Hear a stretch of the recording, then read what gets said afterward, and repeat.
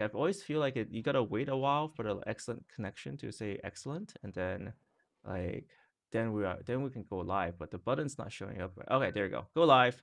We're ready to start, guys. So, guys, welcome back to another episode of Boxmining. Today we have another special guest here, Jeff Kirdeikis. Third time we have him on the channel.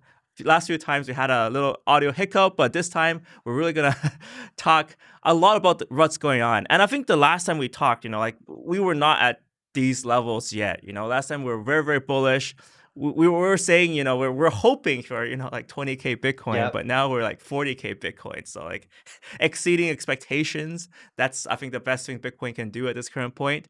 Jeff is also the CEO of TrustSwap. If you guys know TrustSwap, they're doing I think the best part about TrustSwap is the Launchpad right now. They're launchpadding new projects that's coming on. And also they have, as a base feature, ability to swap coins very safely to each other, and even doing time payments and a lot of really cool stuff as well. So check out TrustSwap. And also, of course, you have a social network, a very, very big social following. So that, Jeff, definitely really want to welcome you to the channel today. Today, we're going to talk a lot about everything that's in crypto right now, and of course, every out of the updates as well. So just to keep you guys up, feel free to ask questions throughout this chat. This is a fireside chat. It's going to be super fun. So, just shoot us with questions, have fun with us, chill with us. And here we go. So, Jeff, how's it going, man? Dude, it's been a long time. It's been a long time since we last got off, and like you said, yeah, the markets have been absolutely popping off, and I think it's been one of those things where it feels like a coiled snake or one of those cans that you finally take off the lid, and then it just like jumps out at you. Yeah. That's what it's felt like for me for such a long time. You're Yeah. seeing institutional money coming into Bitcoin. You're seeing so much excitement, and with what's happening in the U.S. with hyperinflation, it's like this is to Oh, me, shit. it's been Yeah. an inevitability, and so I'm finally excited to see things finally start to take off in the way that they are. It's kind of funny, right? Because like for us, it's like this is the time of our lives, and then I guess for some people it sucks for them. But I guess like it's a stark reminder, if you trust the government, you're gonna get screwed, right? If you buy Bitcoin, you're safe from that, and that's the kind of the situation that we're having right now, right? Where Bitcoin has become this kind of a safe haven from this Mhm. turmoil that the world is seeing, right? And I think that's so strong. Like I think like now, did you read up on the politics and stuff? I mean, like are you still like because it seems like a big mess. Like I'm to a point where I'm like so like fed up with the current political situations and everything Mhm. that I'm just like, you know what, you guys do you. I'm Yeah. just gonna keep on buying Bitcoin. And the scariest part thing was like, a lot of my friends thought I was crazy, right? 28K Bitcoin. I was like, I still press the buy button, right? I mean, like, Yeah. why not, right? At this current point, we definitely see there's a lot more interest now, and a lot more people understand it. I think that's the key here, right? The before you understand Bitcoin, oh, it's this funny internet money. It's for these like little geeks going around. It's maybe got a pyramid structure, some a little bit of religion too. But now people understand. Okay, the true value of Bitcoin comes when the world government screws you over, which is inevitable. And Yeah. then ha ha ha. Well, that's just it. You look at like the history of different currencies around, globally in the history of humanity. It's not always been the US dollar. That's been a Mm, recent kind of empire. It's changed from different currencies around the world mm, multiple times. And now, in the United States, over 20 to 25% of the entire currency supply was printed in the history of the United States, printed this year yep, alone. And yep. now they're about to pass another $3 trillion stimulus package. And then, you mentioned politics, and I fully agree, man. You have, not to get too political about ideologies, but what is definitely happening is a divide in the system where it's Mm, extreme and extreme. Maybe they're just the loudest ones, and so we're not seeing, the people who are more so in the middle. But what I really feel that crypto and Bitcoin, or really the reason why I got into like Ethereum was the thing that really got me into crypto, and it was because it offered another option that was outside of the currently available options to me. It's like, hey, you want to opt out of this system, you want to opt out yes. of that system, come join this ecosystem. And Bitcoin is decentralized money. I got in, I was really excited about Ethereum because I was like, Mm. well, this is decentralized commerce, decentralized business. Everything, everything, Yes. everything, man. That's the craziest part about ETH. It's just like I think a lot of people don't understand it. And I was like thinking like, should I make an easier video for people to understand about Ethereum? But there's so much going on. Like, how do you even understand it? It's a blank piece of paper for programmers to program in a decentralized fashion, and then bam, like overnight, somebody can pop out a lending platform and it becomes like the biggest bank, right? And like millions of dollars will flow in over the weeks, right? That's how fast the space is moving right now. Like Yeah. like it's mind boggling, right? Like if you did this in the traditional sense, right? Some programmer, they want to seek finances from people and fund the idea. It might take like 10 years for a fintech solution to come out, but Yes. on Ethereum, you can type out the code. Millions of other programmers will check it out to see if it's legit or not, and then boom, we got a whole community here that's just gonna flow in, test out the system.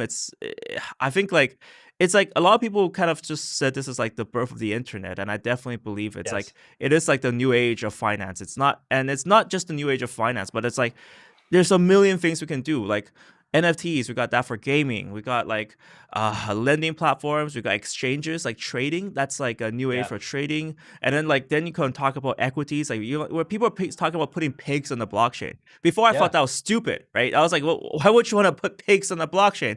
But then I was like hearing like the pig business in Spain. Apparently, you can get like a 40% per annum gains on investment into pigs, because they're breeding these pigs because there's a shortage of pigs in Spain. So if you find Uh-huh. a way to tokenize a particular pig, you can Right. have people like buying that pig. You can probably show that off to your friends. Yo, look, my pig is producing these number of pigs. We just shipped that to China. Like holy shit, That's super interesting. why Is that can't we through do an that? is that through an NFT, or how are they doing that? Because I know, that was what security tokens back in 2017, 18 were really trying to do, is okay, how can we bring assets onto the blockchain? And of course, the big regulatory hurdle was, the SEC, and how can we Mm, create mm. assets without creating, um legal hurdles or legal issues. So how are they doing it with pigs? Because I've seen other things done through NFTs that are, like they like invoices, for example, like put on the blockchain, and you can Yes, like, yeah. yeah. So like, how are they doing the pigs? I haven't heard of that before. It's new. It's new. Okay, Okay. it's not finalized, but I'm just saying. I'm just saying. Okay, that's something definitely I don't want to review too many details on, but Michael so Gu launching Pig Chain 2021. Pig Chain 2021, guys. But yeah, so I saw a few questions on here. Apparently, I need to boost Jeff's volume a bit, so I just boosted Jeff's volume, guys. If you guys have, if Jeff is too quiet, he's gonna be super loud now. Also, some people are asking if this is live. Yes, absolutely, this is live, so we can talk about anything you say on this channel. We got a lot of Flappy Bird maximalists here. I don't know why, but apparently a whole channel is Flappy Coin maximalists here. Interesting. I haven't heard of that. And that's kind of like a big indicator I find. Like there's so many new projects Mm. re-emerging, this year. Everyone said, oh, in Holy shit, yeah. 2017, we've learned our lesson and we're never going to see this ICO, IDO, whatever I acronym you can think of. We're never going to see that craze again. And we're seeing it again tenfold. Things are getting just as crazy. Running TrustSwap Launchpad, we get pitched dozens upon Yeah. dozens of projects on a very regular basis, and It's the quality, crazy. it's laughable, man. Everyone's just it's very much in a greed phase. It's growing very Mm, quickly. mm. I'm kind of sitting back a little bit and analyzing, okay, what are the similarities and differences to right now Mm. versus like the peak 2017 hype. Yes. What Yes. are you seeing right now, in terms of, like, are we at a peak in terms of the engagement, the Mm. like whether it's Google Trends, whether it's posts in like newspapers or TV, like what's your opinion on like social sentiment gauging, where the top is? Okay, so let's break that down, because I think you brought on a few things, right? First of all, it's Yeah, like new projects, but let's talk about the current stuff first. So let's just talk about Bitcoin and Ethereum, because I think that's on everyone's mind, because sure. we grew at an exponential rate, right? So I'm pretty sure if you guys zoom out, so I did this yesterday, just zoom out a little bit, right? You put it, instead of putting it hourly, you put it on a daily view. Ethereum is literally a stick. It's not even like an exponential curve like that. It's like a boom.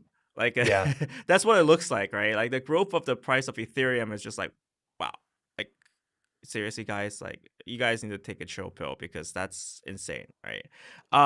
And that's got to gather a lot of interest. Like over the past few weeks, I'm not sure if you experienced this, but like a lot of personal friends came up to me and they're like, "Oh, actually, now I'm interested in Bitcoin." I'm like, dude, yeah, I've talked to you about it for like fucking like 2 years, Yeah, right? but it's not interesting when it's only at 3K, Michael. Yeah, it's not interesting when it's at 3K, but when it's at like 40K for Bitcoin, oh yes, this is a great time to buy it. It sounds great, guys. Let's go all in Yeah. on it. So there's definitely a bit of that. This is a period when I feel like there's a lot of public sentiment and it can swing wildly in both directions. Like I'm super bullish though. I think like long term, like fucking this stuff is insane, right? But short term, I think like I'm starting to feel a little bit of unease, like a little bit here. Hmm. Like I'm expecting some part of pullback, but at the same time, I think I'm very infamous on this on my channel. I didn't really start dollar cost averaging selling out, right? So yeah, not financial advice, of course, but I do these like for my bigger portfolio, right? I don't drastically trade. It's almost like something I learned from 2017 is you can never time the Yeah. exact bottom, right? Like everyone thinks it's possible, right? This is like the newbie trading mentality, right? Any noob comes in, they're like, oh, I'm gonna time the exact bottom and buy the exact top and do it 20 million times until I'm a trillionaire, right? But how many trillionaires are there in this world, right? So for me, it's like the dollar cost averaging phase of in and dollar cost phase of out. So I still haven't started dollar cost averaging out, but I'm getting a little bit of like unease here. I'm like, okay, look, it's been growing. I mean, most analysts will say, at some point there's going to be a pullback, but the pullback is to when, right? If it's to 50K to back to 30K, or is it 70K Hmm. to 40K? I think this is where it gets really hard. So, Yeah. what's your take on that? Do you have a lot of people asking you about this? Like, is there a sudden reanimation of everything on your side? No, and I have a similar strategy and viewpoint to you, both on being able to methodically set Mm, small benchmarks. So it's not like, oh, when it hits 100K, I sell 100%. It's like, no, when it hits 50K, you sell 10%, yes. 60K, 10%. You Yep. can always sell 10% all the way up because it's 10% of what you have left. And so, Yep. if you can math it out right, maybe you'll always have more USD as it grows and you're always Yep. stacking. Although, Yep. people don't necessarily want to stack USD, but you can do whatever you want. So I think that's super intelligent. And in terms of like the short term hesitancy versus long term optimism, I'm in the exact same boat as you because we just had a massive push forward. The euphoria levels are off the chart. I mean, like here's a great indicator for me. Like Logan Paul's doing a Bitcoin stream now. You know what I mean? So it's like when these like little Oh kiddo shit. YouTubers hop on, it's like, well, that's a big top signal, and you could actually like look to it was like Logan Paul was actually a top signal for the Pokemon cards, which just happened like a couple months ago. Mm. So I mean, obviously that's one of multiple that I just saw today that kind of tipped me off. So All yeah, right, be right back, Jeff. Be right back. I'm gonna sell some Bitcoin. I still I, feel like, yeah. Go on. Well, no, I'm just saying, like, as you have these like big exponential moves, we're on the exact same page as this. Like, retracements are Mm, very natural, very mm, healthy. It creates more stable rises. I'd rather see a retracement back correct. down to Correct. 20 or 30 and then slowly Correct. building it up because then you have like a nice foundational base. And what I'm seeing is just that the amount of traction that it's gaining from major players before, like 2017, I felt was run by retail and nearly retail alone.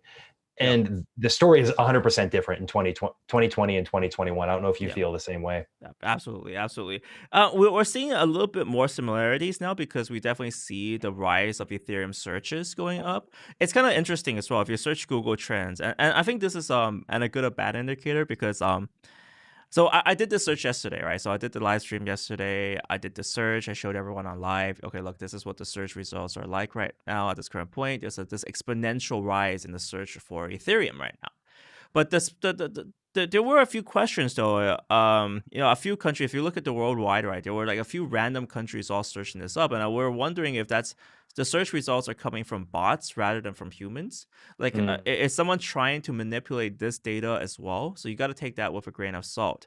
So sure. we're kind of like cross-referencing this data with what we're really seeing in real life. What Yeah. we do see is I've been asking around in Hong Kong, like how's the registration status for new people coming in, and we're seeing like much increased levels, but we're kind of at like 30% of 2017. So that's kind of like the gauge I have. So like for exchanges, the KYC is taking longer. I think FTX Right. is like roughly around 2 to 3 days now for a KYC before they're at one day, clear process done, right? And Yeah. then I think yeah, so GB, some data is there as well. Like they have like all-time highs, but at the same time, does it really match 2017? That's much harder to say, right? And then Hmm. we have something like Binance in 2017, where like Binance just completely did not accept new users, right? I don't know if you remember that time where like Binance was like, you know what, screw this, we can't take any more users. We're just gonna shut the registration page down for like a week. So we're definitely Wow. not at those levels yet. Yeah. That would be a clear telltale because they have to do the KYC. So even if they try to ramp up the tech side, the KYC side still isn't done, right? So I'm kind of looking at these figures and cross-referencing that and seeing how it goes. So I still feel like it's early on for the retail phase, but we're definitely starting to get there. And I feel like this is why I'm still quite bullish. Still, I feel like I really want a pullback sometime. Like I'm not trying to be I'm not trying to be a bear, right? But I'm trying to get a pullback sometime. So then, if it releases a lot of the tension on the market, right? Because Yeah. everyone that's been experienced, they know that a pullback's coming at some point. It's just a matter of how big that pullback is, right? Yes. And the bigger the run, the bigger the pullback, right? That's just the way it is, right? And we've seen that multiple times across a lot of the smaller, lower cap currencies. They can do a 50x and then they can do a 0.01x in the next day, right? That's just a pattern, right? It's human mentality. So I feel like it'll be nice to have some form of correction and then a time to just like really push up because if retail is coming in this year, right? If the general public interest is coming in, I feel like there's a lot more to show for in crypto, especially on the Ethereum side. I think 2017, Yes.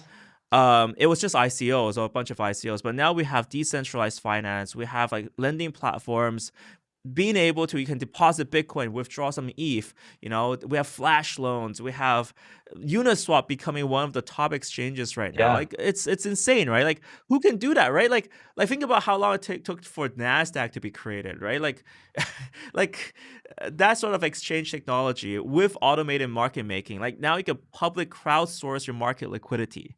Like holy fucking shit, man! This stuff is like it's next level, right? So I feel like there's a lot more to show the public this time around. So I think like if the public gets in, and it could be a lot more like crazy, and that's the core reason why I'm so bullish right now. And Hmm. that's why I feel like there's a lot more to prove now. There's a lot less uncertainty, and that's great.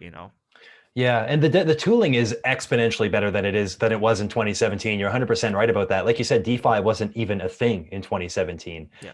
But you have people coming in now, and I feel like even though there's DeFi and there's X and there's Y, I feel like for a newcomer entering the space, you know, maybe to kind of give a cross reference, like DeFi, I feel what it is a lot of capital trading hands across various projects that are just, popping up and then short lifespan and then they're Mm, dying down. It's just this kind of game of mm. like hot potato. Um, and there's not, Pass. for Yeah. granted, the crypto market cap just passed $1 trillion, which is an all-time high for Yep. the total Yep. market cap. So clearly there Yep. is more capital coming into crypto. Yep. But I think that it's become an illusion on how much is really entering because of this game of hot potato that's kind of being played. And that's why I'm so excited for this kind of new wave. I feel like, Kenya, you were talking about, pigs on a blockchain, for example. Like, as funny Yep. as it is, that's where I feel like the future is going to be, where you can start bringing real world tangible assets, Yes. integrating that onto the blockchain and creating fractional shared ownership, because Mm. now you're bringing liquidity to a market that's Yep. been historically completely illiquid, or just domiciled. Like if you're like doing Vancouver real estate, you're only Yes. selling, buying with people in Vancouver, Correct. big $100,000 chunks, but now you can do like $10 chunks with someone who's living in Hong Kong or wherever. So I think that's very cool, and that's what I'm very excited to see emerging in the next little while. You pretty much just 100% described Labs, which is a project that I'm helping on with as well. It's like literally, I haven't even started talking about this, but you exactly described what they're trying to do. Like, can you fractionalize a property so now you can, Mhm. if people want to have exposure to the property market, they can spend like $20 and have exposure to that market. Like, this is stuff that's kind of like next level, and I think it's like it's so new that a lot of traditional people feel uneasy, but at the same Mm, time, we've seen it in action. I think this is the crazy part, right? Like I feel like I'm so blessed to be in this situation because like yes, this place is like filled with like a lot of scams, low quality projects, but at the same time, the amount of innovation that can come here is crazy. Exactly like the dot-com boom, right? It's just that I yes. wasn't born, I wasn't around then, right? Like I wasn't that I wasn't born then. I was just I wasn't old enough to play there, right? Like I would love to be like uh I would love to create like Amazon or something like that. And that's a Yeah. crazy part of this new era. Like very few people understand really what's happening here. A lot of people, they're speculating, they're coming in, they're jumping in with big money, they don't want to miss out. So Yeah. now it's like the people who do understand it, you're at such a big advantage, right? Because like during the dot-com boom, people who identified that Google was the best, they really knew, right? Like there was an inner Yeah. circle that really knew, like at Google, Amazon, and they didn't buy pets.com, right? Like they're like, oh, pets.com, that's a scam. But they bought Amazon, they bought Google, they bought Apple, or probably not Apple because Apple sucked back then, but like they probably knew what was going on. So I think that's the crazy part about right now. We're at a very big turning point. There's a lot of uncertainty here. I think there's I'm a little bit apprehensive when telling people about these altcoins and stuff because it's so Mm, complicated. I think a lot of yeah. people ask me, and I'm like, okay, look, you got to really spend your time, right? This is when Yeah. you like you got to go 100%. But like just like what you said, I think like the capability of this is just next level, and bringing real world assets in here. It's like this has never been done before. And if you can solve a lot of these hurdles that can be solved, like holy shit, like you're gonna stumble upon something ridiculous.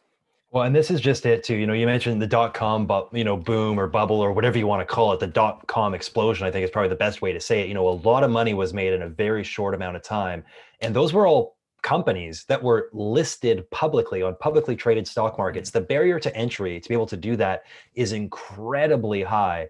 And in my opinion, well, I don't want to say a total waste of money, but let's just say in crypto, the barrier to entry is essentially zero. You make yourself a token on a token generator, you add $100 of liquidity on Yep. Uniswap, and you now have yourself a company. Keep 50% of the tokens for yourself and put into the world what you want to put in, and the market will dictate the value. And that's what I Yep. find on a company side and also on a, let's say retail side, so interesting and exciting is that these ideas can now just get throttled into the real world at a really breakneck pace. And it's not so Yep. much who in crypto. Now it's more so what can you build and how fast. Correct. You look at traditional equities and .com. It's like, well, okay, to get an IPO, you're gonna need a big team. You're gonna need a lot of money. You're gonna need venture backing. You're gonna need seed rounds. Like it's a process. It's a With process. crypto, you just got Andre. He's like test and prod, sends stuff into Oh, the fuck. wind and just crushes it. And I think that's like he's one of my favorite guys in crypto. Just It's such a insane.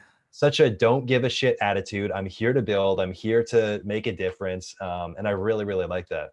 He's single-handedly carrying DeFi on his back. I He feel is, like that's man. the stuff that he can create, and it's like, uh, I think that's the beauty of it because like the way Ethereum works is that you don't want lots of lines of code. Rather, you want very high quality code, right? And this is kind of why Andre can be this one man army. Like he's so attuned to deploying stuff, right? I mean, he's done it so many times. He can just like think of an idea. He can already optimize it in his head, right? Do optimize, and then he can just like, write it down on a piece of paper. It takes him like a few hours and done deal, right? That's the new $1 million idea or $1 billion idea coming on paper. And I think this is the beauty of DeFi right now. You don't need a crazy team. I mean, if you look at Facebook, right? Like Facebook is an engineering nightmare. It's got like so many components, so many parts. You got like graph interface or whatever how they have in Facebook right now. And then you need this whole team. But when DeFi, it's very very clean. It's very its simplicity is core here, and I think this is the beauty of people entering the DeFi space. There's a lot of room for innovation because of how little or how simple it is. It's both beautiful and very hard, right? That means like if you're a newbie programmer, you can completely cause a disaster in funds if you don't know Yeah. what you're doing. But if you're good, I think this is where we need a lot more programmers who are good. If you're good, you're gonna create so much value. It's crazy. hmm Or, if you just have an idea to optimize the system, you could look at Sushi Swap is a great example of that. We're going to do Uniswap and put on a token and then create this, rewards ecosystem for token holders. And I think that makes it even more competitive and makes the space even more lucrative in the sense that it's going to continue to innovate at a breakneck speed because it's so Correct. easy to launch a forked idea of something that's Correct. already out there because a lot of this code is open source. So Yeah. I think that's really exciting and makes it a huge incentive for projects to really give the best deal that they possibly can. Even like on TrustSwap side, like Rarible and OpenSea, we're looking at it and we're Yep. seeing 5% fees. That's crazy. Why don't we just launch one and just Yep. absolutely undercut those fees? And well, why would anybody pay 5% anymore? So Exactly. It's so yeah, competitive too. So I think I saw a few comments on the channel. I just want to say, so Llama666 is Bantech too. So they're talking about how Andre isn't just Andre, but he's got a team of people behind him. So we definitely want to give recognition to the yeah. entire team and the entire community too, because I think the community rises up and then just really contributes to everything. This is where the DAO comes in. I mean, it's yeah, there's so much public contribution too, definitely out there. Stay focused. This Mike is dropping F bombs like he's at a bar. Disrespectful. Sorry if I offend you. But Fireside. It's Fireside. it's fireside chat, guys. So I'm being a little bit more relaxed nowadays. I feel like this channel is a lot more grown up now. We're here to be the best, right? I feel like that's the kind of I think for me, all right, that's for me. Like I'm here to be the best, right? Because the best makes the money. People like sorry if I offend you. I'll try to hold back if I can, but it's like I just want to be the best in crypto. So there we go. Hmm. Uh, okay, okay, so let's moving on. Okay, so you're seeing a lot more projects being pitched to you on TrustSwap Launchpad. You're trying to, you're trying to bring innovation to the space. What's your view right now? Is that the case? Is that too much crap? Is it hard to filter? How are you gonna go about this? I mean, we don't launch many. We keep Mm, pretty tight control on what we're launching through the Launchpad, just because we want everything to perform incredibly well, and there's a really mm, tight vetting process. So some of the projects that do apply are like, wow, that's a viable project. It could do well. Maybe it's just not meeting a certain criteria, like an initial starting market cap is just too high, mm, or the team's anonymous, or whatever it is. So although let's say 50% that apply are just total garbage, there's a good amount that have definite validity and value to them. mm. You see the same things over and over and over these days. Like one good idea pops out, like I don't know how many like casino, like blockchain gambling projects there are. Oh It's shit, just yeah. it's unbelievable. And I think we see rinse and repeat. Like another one that obviously I'm really attuned to is the launch pads. We came out with the launch. Obviously Binance was first, and then like the IEOs, then TrustSwap did the launch pad after like a big Yep. hiatus of launches, and now there's at least a dozen. Mm. So I see like all these things just really happen in these like big pushes, kind of like as I was talking earlier, like every like one project emerges, then like 1,000 clones happen, and the best one comes out of the woodwork. Usually Yep. the first one I find comes out of the woodwork. Yep. But yeah, I'm definitely seeing a lot more projects. A lot have validity. That's the toughest part, is there's so many, and Yes. unless it's almost your full-time job like yours to Yep. research projects, it's impossible for an average retail investor to have their finger on the pulse. And I think that's why a lot of these launchpad platforms are exploding, because there's so many new projects, so there's lots of platforms to host them. And I think that's why these launchpad platforms have a lot of value too, because there's generally going to be some level of vetting. Some launchpads are not going to vet as well as others, but Yep. like let's say like Polkastarter, DuckDAO, TrustSwap, like those are pretty three reputable launch pads. Yes. And Exactly. so they've done vetting, and you can be fairly confident that it's worth your time to look into further from there, if Correct. that makes sense. Yeah. Correct. I think that's the issue, and that's a great way of phrasing it, because it's worth your time to look at. It definitely doesn't mean it's like everything's gonna be rosy from there on. But Mhm. the thing is that there's so much trash out there right now, because like anyone and their dog can write a white paper, or even like a light paper. Like, Yeah. oh, it's like this is like a one pager. We're gonna raise $1 million on a one pager. Thanks, with a $10 million valuation, right? Like Yeah. that's everyone's dream, right? But yes, so I think right now, I think we got like, so I recently just joined the TrustSwap Launchpad group, like the search group. I'm not sure if you can tell people about that yet again. That's okay, right? Okay. Yeah. So, anyways, I Yeah, just it's joined fine. that. No, it's It's fine. joined Yeah. that, but it's like it's a lot of vetting. It's a lot of work that goes into it. It's insane amount of work. So, holy crap, it's crazy, man. It's crazy. It is absolutely crazy. All right, Mhm. so I think that's the case. I think right now, like yet again, I feel like just generally looking at the big scope of things, you know, there's a lot more projects, and we definitely see almost like a repeat of 2017. I think this is one of the questions that we kind of alluded to earlier, right? Is it too fast, too crazy? And kind of something that I got really depressed about in 2017 was how crazy it got. Like, I was hoping it would like stop, right? But the problem is like, something I felt about this market is you can't stop people from being people. Like Yeah. that's kind of what I realized in 2017. It's like the river is gonna flow regardless, right? Like you can try to like direct the flow of the river, but it's still gonna flow, right? I feel like that was what's kind of happened in 2017, where there was like so much hype, right? It was like $1 billion raised per month in ICOs, right? Like that's how crazy the ICO rush is gonna be, and we might see something like that as well. Like right now, I think the amount of money raised is like almost up there. Just that it's a lot more private now. Like Mm. it's much harder to do data aggregation on this, but I can definitely see, like, let's say uh two projects launching per day. Maybe most of them are raising $1 million, so maybe that's like $2 million per day. So in 30 days, that's what $60 million, roughly. Maybe a little bit more. Like maybe some projects, they raise a little bit more, but 60 million to, let's say, 300 million, right? Just rough approximate figures being raised per month in ICOs. That's a huge number right now. Mhm. So And then that's it's not good. even accounting for like really low liquidity pool starts. Like, oh, we're launching at a super low market cap, and then Yes. boom, it explodes up, Yeah. 10x near instantly. Yeah, and we see some big raises too. I recently saw Fendora. I think they're like 100 million raise or something crazy like that. It's like, wow, like that's cool. Like, all right, why not? So I feel like someone's like, ease up. It says Michael is a Taoist. You're trying to direct the flow of the river, but Right. sometimes you cannot stop the river. River stops you, but you do not stop river. Well, that would explain why you're so good in the ice bath.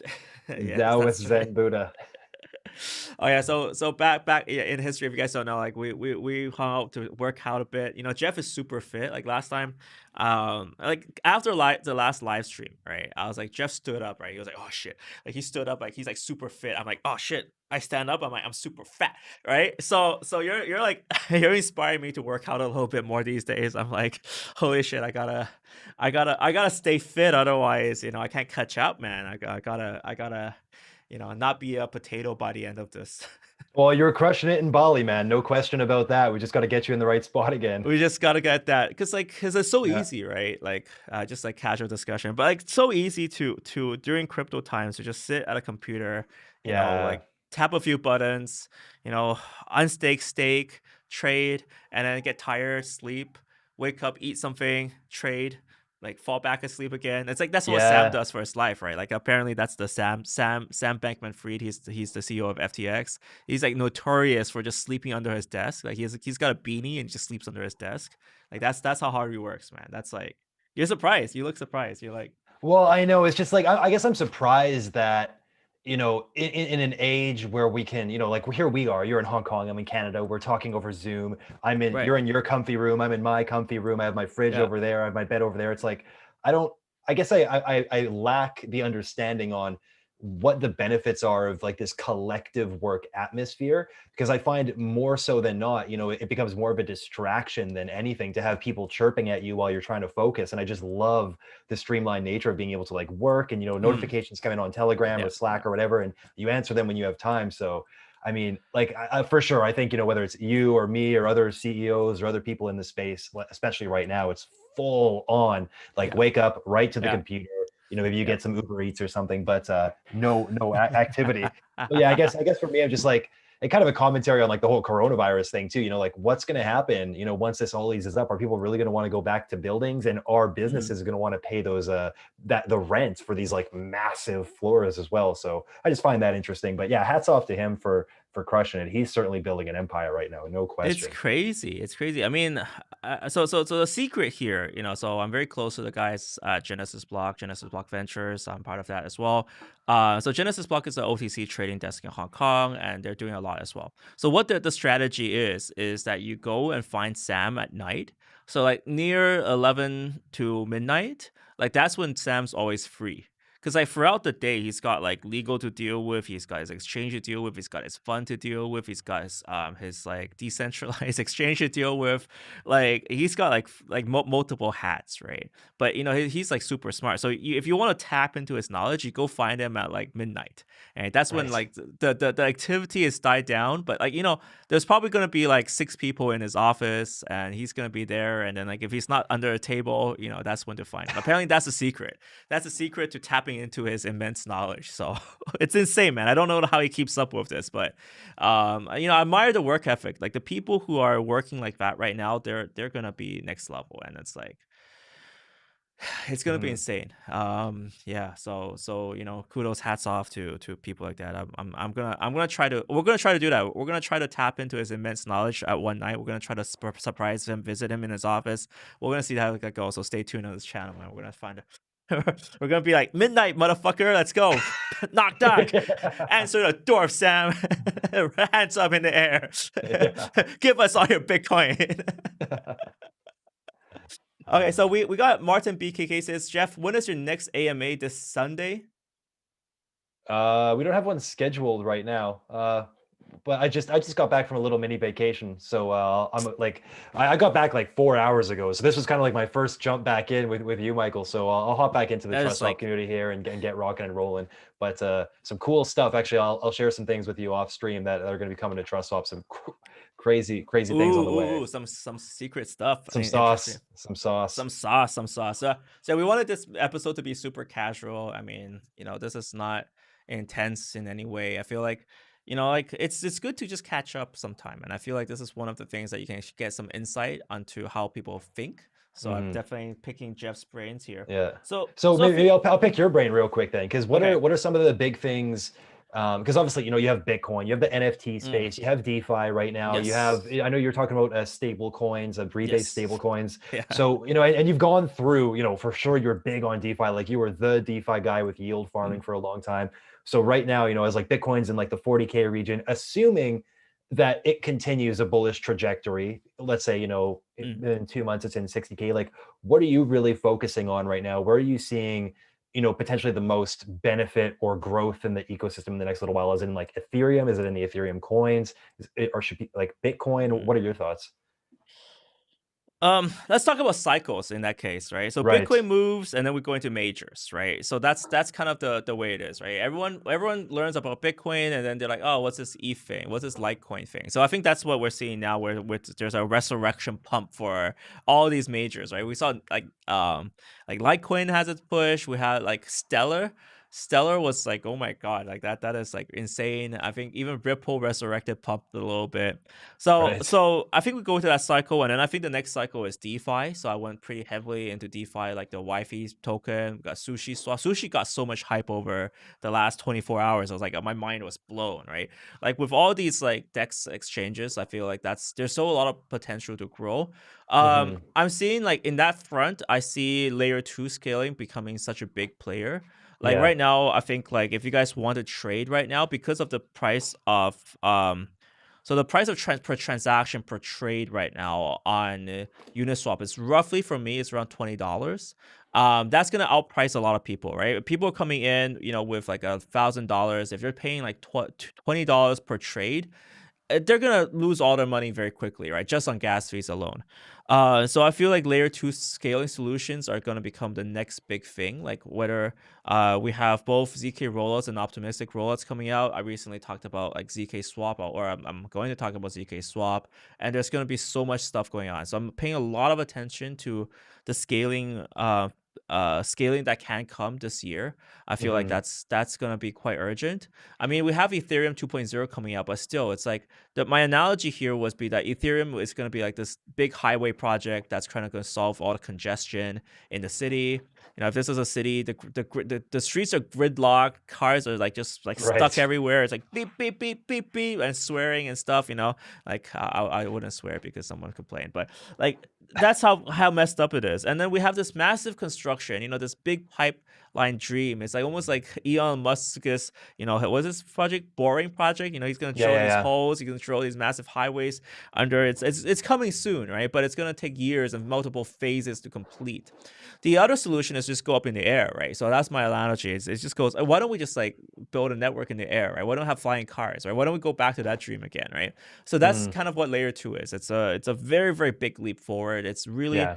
about taking that to the next level. So I feel like that's one of the areas I'm very, very looking at intensely. Yeah. I think like yeah, DeFi absolutely, like DeFi it's just gonna be insane. Like the matter of fact is like DeFi is not popular yet, but like just think about it. Like right now in a bank, you save your money in a bank, how much you get? You get like what? I see big signs in Hong Kong, like the banks that they have like a sign that like they're like our interest rate is 0.5%, guys. Holy crap. We beat our competitors because our Right. interest rates are 0.5%, right? Yeah. So DeFi, I feel like there's so much opportunity for services there, and they're getting like ridiculous rates, right? So not just like 2, 3%, but like we're seeing like 20%. Yep. So I feel like that's still gonna have a use case, and if you can bridge that with the general public, that would be amazing. Yes. Yeah. Um, Talking about the next thing you mentioned was algorithmic stablecoins. This was like the full on insanity, right? Like this is where it's hard to talk about because of how crazy it can go. Like if you're in the algos trading scene, coins can go up like 100x and then crash down because this is one of the most volatile areas. You're trying to create a stable coin. You're trying to create a money printer, all right, that creates a coin that's stable to $1. I Hmm. mean, how crazy is that? So like all the math whiz kids are here, all the big brain plays are here, but it's extremely volatile. And I feel like there's still gonna be some problems they're gonna encounter. I feel like there's gonna be issues, but it's gonna be an interesting watch. It's gonna be like if they can solve this algorithmic stablecoin issue, that's gonna be the holy grail for some people. Hmm. What's next as well? I think that's it for now. I feel like NFTs are gonna come. It's gonna cycle in waves until we discover what's happening. I had some like really deep discussions about NFTs with some people, but yet again, it's gonna be like a situation where it's gonna be very powerful for specific use cases. But the problem with NFTs is that it doesn't work uh for the obvious use cases. If you get what I mean. This is where Well, it's you're like saying, you're super. saying like the artwork is because in my opinion for NFTs, like Mhm. I find the artwork and like this is like there's only been one of these issued on the blockchain. For me, I'm honestly pretty lukewarm on that idea. Where I'm so excited is like, okay, can we take real world assets, put them on the blockchain, Yes. trade Yes. that crazy? Is that what you're referring to? So a few things, right? So okay, real world assets coming onto NFTs, that's gonna be great, but that's gonna encounter a lot of legal issues, right? Yeah. That's where it's regulation side, and that's where I'm at my weakest. I'm free to admit that because like the legal side, like just it's a fucking nightmare. Like okay, that's where I can drop the f bomb, right? That's where I'm Yeah. allowed to drop the f bomb. That that is just crazy. The legal side of that, is a security, not a security? Okay, how do you register how do you register a security exchange? And there are people solving that, right? I'm talking to projects that are solving that right now, and like including just getting exchange in Malaysia. Check out Labs, guys. Shout out to Labs. Shout out. Just search that up. Coming soon. Okay, coming soon. But that's what it takes, and it's harder for me to directly comment that. I know the tech side a lot better, but the legal side is a whole new nightmare.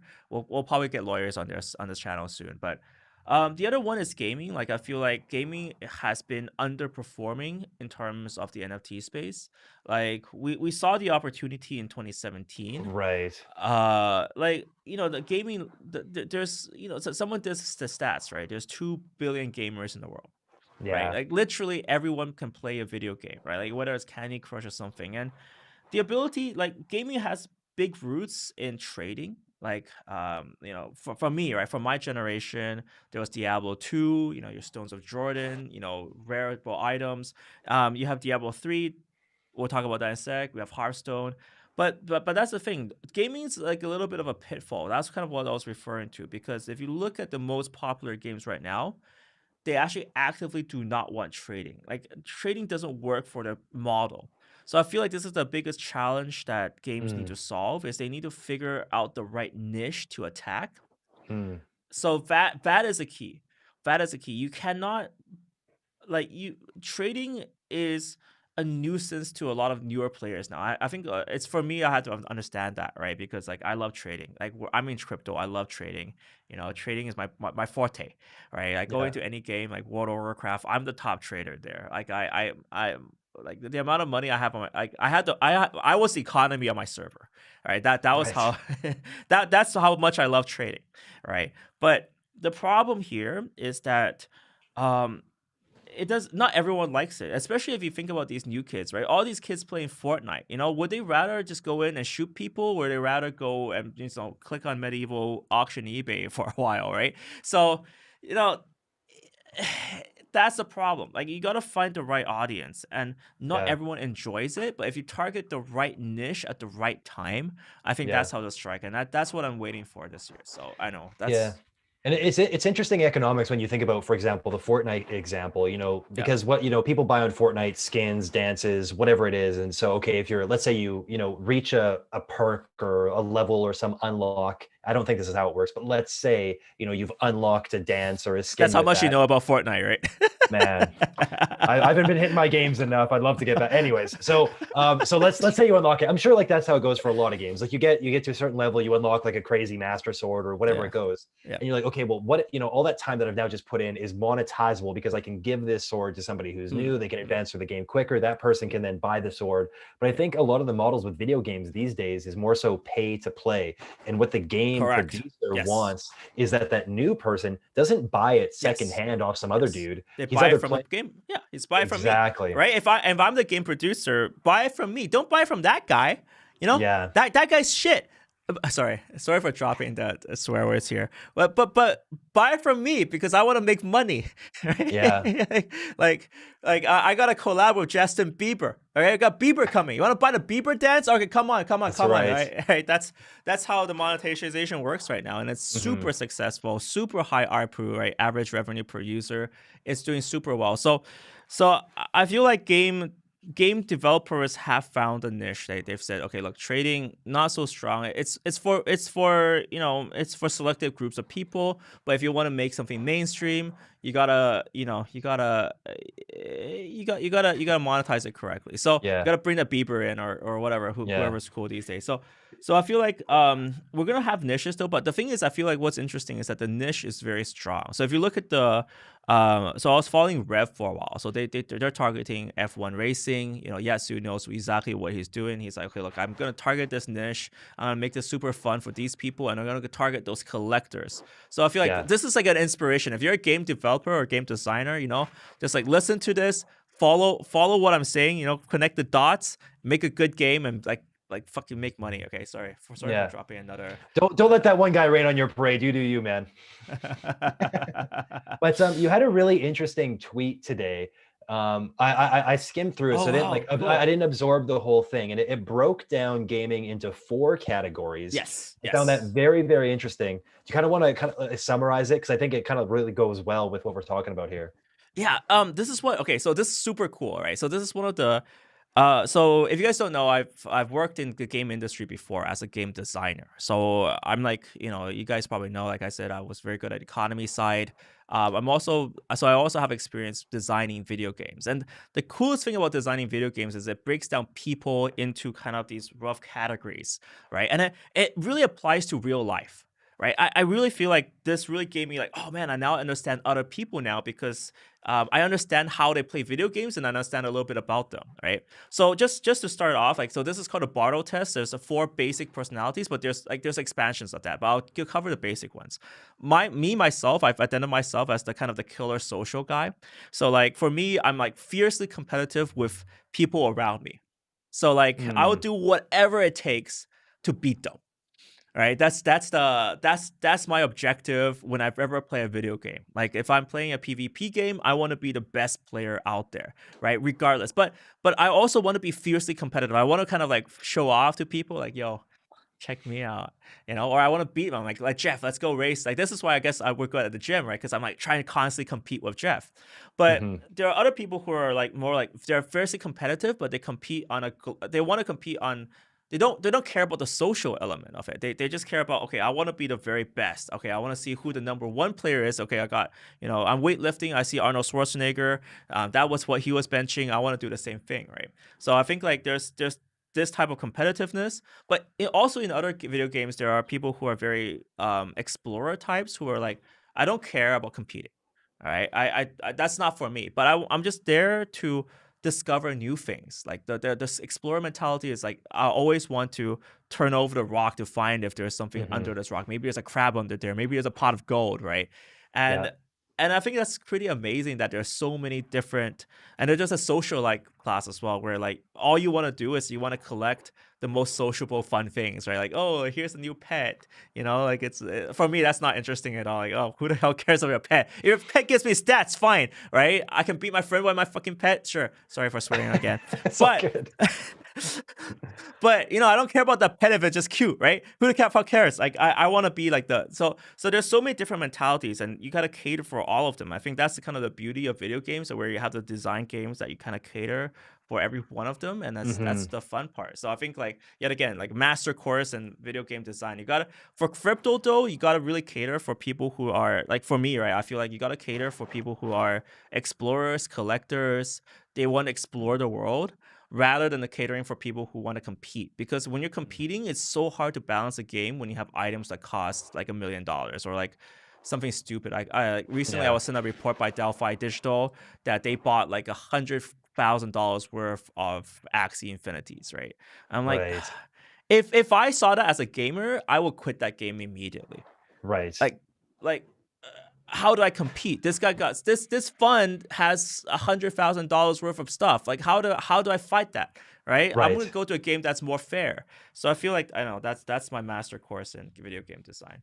No, and that's very fair. And I think, and I feel like whenever money is involved, there's always going to be a way, or money, when you can invest Mm, money into a game that then propels you to be able to do better so you can win more money, there's always going to be some way to exploit that. And one method that I'm, really excited about, kind of how ChainGames has kind of been rolling with it, is like you can mm, bet against somebody else. yes. And, Yeah. for example, a game like Rocket League, where they Yes. class you based on your skill level. So, Mm, you can bet against people in your skill level. But I think my ideal game in terms of like crypto betting on the blockchain, for example, would be like something like Fortnite, which has the, class structure of Rocket League, where you're like ranked by your skill level and you can compete against others. And everyone puts $5 and it's so 100 people, $500 pot.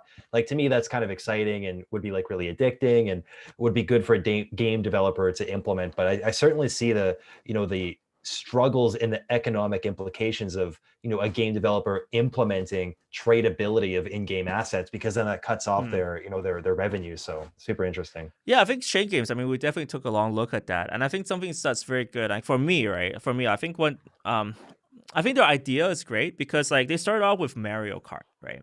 So Yeah. Mario Kart is super casual game you play with your friends. Yet again, this is where it brings out, okay, there's competitive people who really want to compete and beat their friends, but there's also very social aspects of Mario Yeah. Kart, right? Like when you're playing Mario Kart, like some people just like the most like, interesting car, and then you can drive in the most interesting ways, and there's like lots of randomness in it. So like it's not pure skill, right? I think that's what Mario Kart was so good at. Like if you look at it, it doesn't just cater to the social killers out there, right? Social killers are like people like me. I just want the best stats, but who cares, right? Who cares about stats? There's a lot of randomness. There's lots of random elements. There's a lot of discovery elements. There's like flying portions of it where I completely suck at. Um, so I feel like if Chain Games is to work, I think it has to target not just like a global competitive league, because it's so easy to rank people based on elo, and their elo rating really. Elo is very effective. I think it's like almost like chess, right? If you have high elo, it's very likely that you're going to defeat someone with low elo, right? But I think for something like that to work, I think it's like a casual bet between friends, and I think that does happen. Like sometimes you have a casual poker game, right? Or you have a Right. very casual game that you have between this circle of friends. I think that's how it can work. Where you target, you say, oh yeah, okay, let's go race between people you know. And we know games like Among Us, right? Like that's another very social, powerful game. Like it caters to a lot of people. There's some very competitive people in Among Us. Like I watch Big Brain over there. What's his name? Disguised Toast. Like he's like the one who's like making all these big brain 2000 IQ plays. But you also have like his friends like Valkyrie or the other streamers that are with him that are very social people. And I think betting or some sort of like yes, casual betting between friends works so well in that situation. So that's my 2 cents on that. Like that's where it's gonna work. Like I think you got it somewhere like within the same tier, within the same league, and if you make friends there, and you have this casual bet, like let's go downstairs and let's have a little race. Let's put a $20 on it. I think that works very well. Mhm. If I want to compete against like the next Korean next door, and I'm gonna bet against a Korean playing StarCraft, no, no, it's okay. I'll pass on that. I'll bet on the Korean. Okay, I'll bet on. Sorry, not the Yeah, Korean. that's I'll right. bet on a Korean, but like Koreans are in their blood. Like StarCraft's in their blood, man. That's the way it goes, right? So that's my 2 cents. All right, so I think we're pretty much there. We got Blink just this toast. Everyone, I love watching this guy. So it's like that's my like you should watch Among Us. We should play a game of Among Us. Do you know what it is? Like it's I've seen it. I've never played it, but it looks super fun. it's super simple, but it's like super social, right? I think we should like Yeah. do a full game of Among Us. Like now you remind me, like yeah, we should play like these like super small games. Like let's have a little mini bet on it on the side. Who's gonna win? And I think the great thing about Among Us is that it teaches us to spot the imposter, right? So the whole idea of the game, Oh, and you sorry. guys. You said Among Us. I thought you were talking about there's another game that you had told me about that was like a race with like a Oh, okay. whole bunch of different. Yeah, but that game's dead by now. Sorry. It is. Yeah, it's so fast. The gaming cycles are so fast. Like What a was month that one called over. again? That was Fall Guys. Fall Guys. Fall Fall Guys. Guys. Fall Guys. Yeah. Among Us is a different game. Among Us is Right. like That was like it's the like spaceship one. yeah, Among Us is it's like Mafia. Basically, you have a group Yeah. of friends, and one of them is the like you get a randomly chosen person. One of them is the imposter. You gotta find out the imposter. So everyone's working to find out who this imposter is, and the imposter Yeah. just kills them at night. It's like that's super fun, and it's like super social. You're chatting. You're trying to Right. find out who's lying in your group. Yeah. And like it's super fun, and I think we can just get the whole TrustSwap gang and like everyone there to just play that game. It's gonna be super fun. It's Sounds good. good. Yeah. If you guys are interested too, definitely come on board sometime, and we'll try to do some game time if we have time.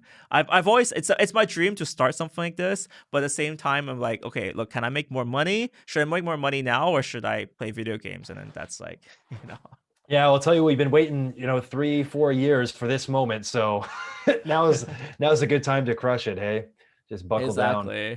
Exactly. Yeah. Angela says, no, Fall Guys is so cute. Yeah, Fall Guys, I don't know why it just dropped off the face of the planet.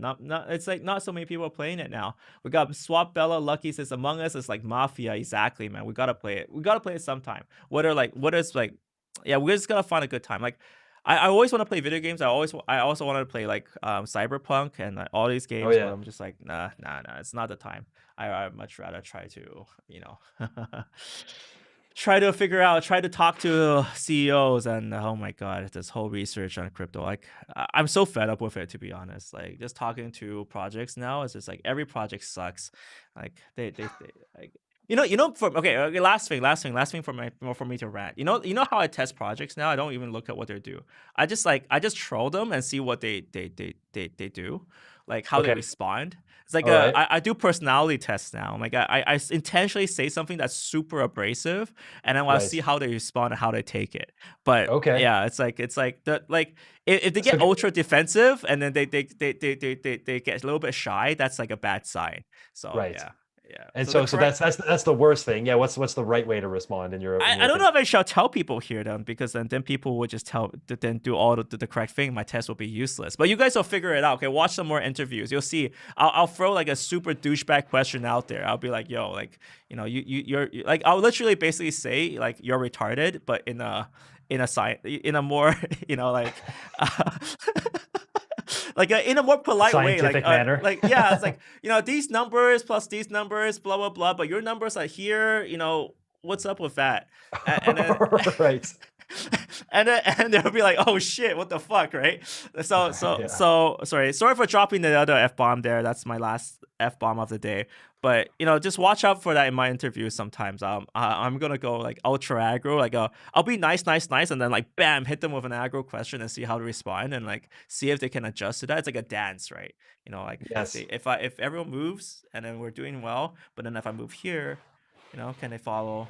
That's the way to go. So anyways, so watch out for that. Sometimes it's like it's gonna be in there. So yeah, watch out for that. It'll be fun. All right, so I think that's pretty much it for today's session, man. Do I have anything to add? Anything else you want to talk about? Anything new? Anything updates? Anything cool coming out?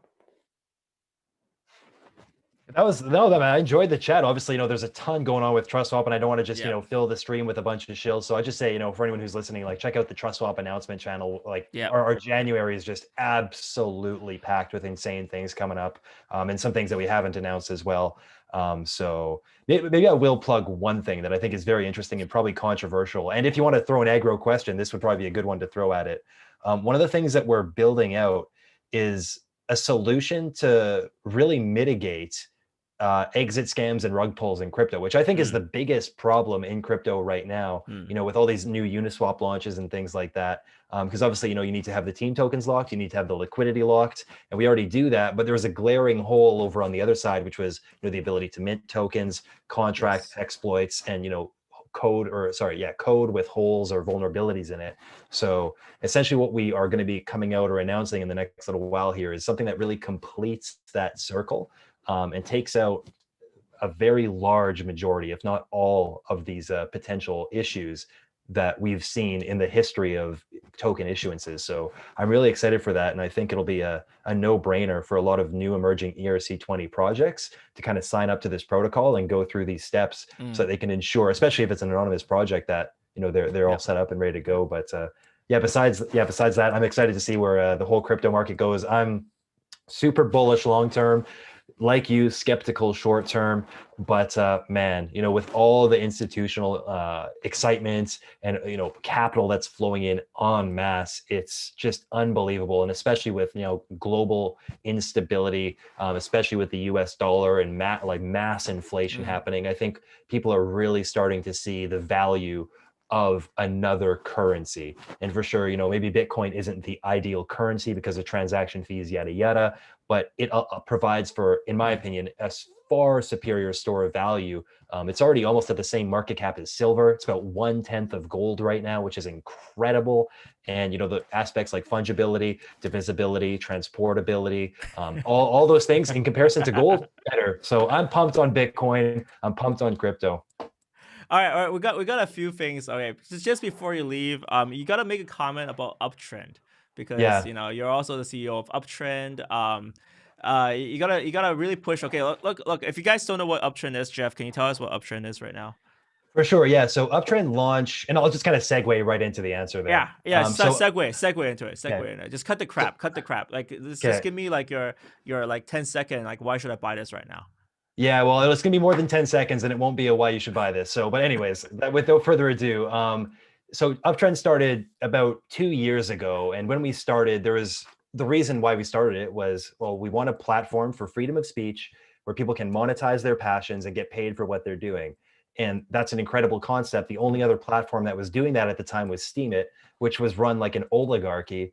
And that was it. You had Gab for sure back then, but that wasn't monetized. It wasn't blockchain based. It was just a freedom of speech platform. So we said, okay, how can we improve the model of Steemit and allow people to earn through doing what they love, or just by providing good value content? And so that's where Uptrennd came up. And since then, there's been an absolute explosion. We talked about different waves of crypto projects coming out. Uptrennd used to be really the only alternative to Steemit, and now I don't know what, it's probably like 50, maybe even like 75, 100 out there.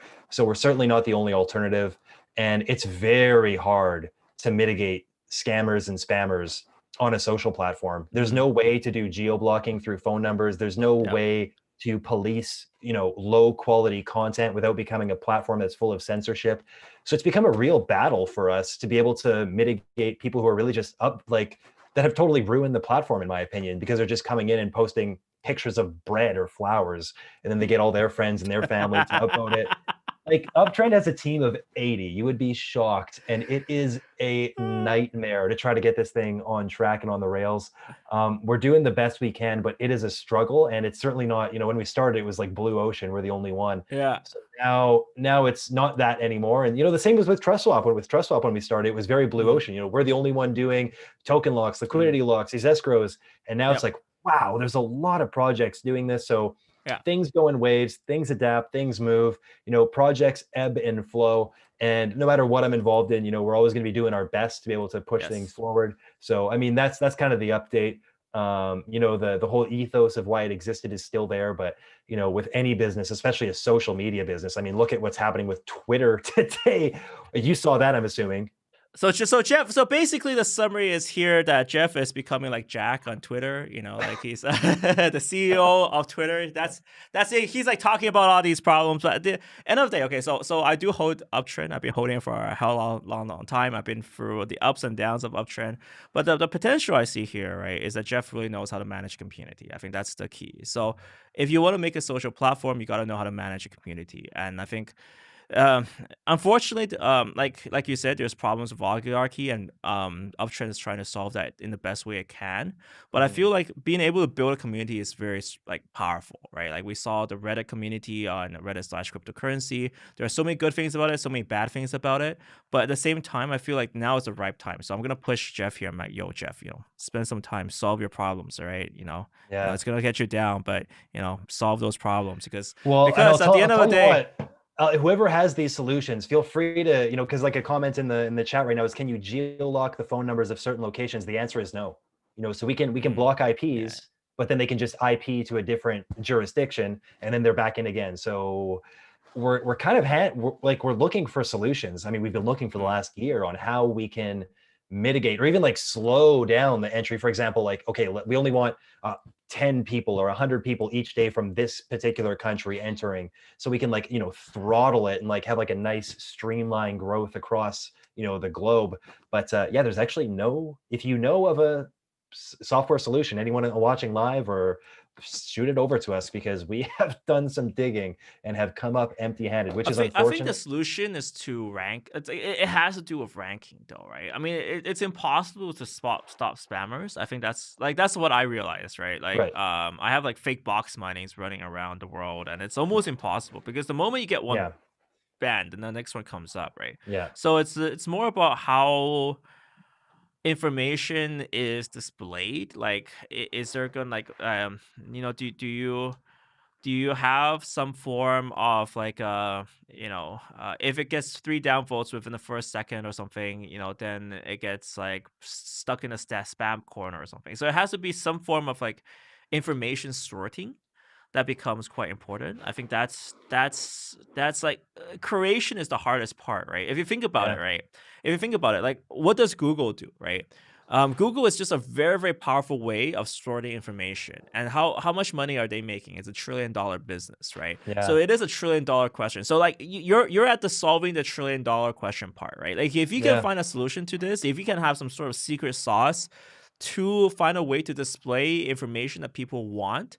And this is where I guess at the end of the day, this is where I hate to bring up this word, but AI, AI.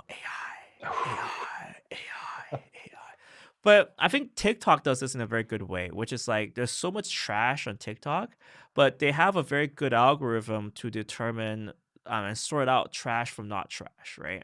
So I think that's your tech solution. That's where you have to look at. But this is where, yet again, you got to have those genius. You got to have a genius play here, where look at TikTok, right? TikTok's so good.